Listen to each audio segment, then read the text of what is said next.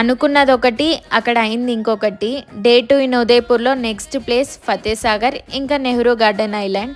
Hi guys, welcome to Udaipur series. First destination మ్యాన్మేల్ lake, Fatehsagar lake. చుట్టూ అరవల్లి హిల్స్తో చాలా బ్యూటిఫుల్గా ఉంటుంది ఈ ప్లేస్ మాత్రం. Must visiting place. ఇక్కడ ఫిష్ అక్వేరియం కూడా ఉంది. నెక్స్ట్ పాయింట్ వచ్చేసి Nehru garden island. On the వేలో లేక్ పక్కనే హార్స్, క్యామెల్స్ ఉంటాయి.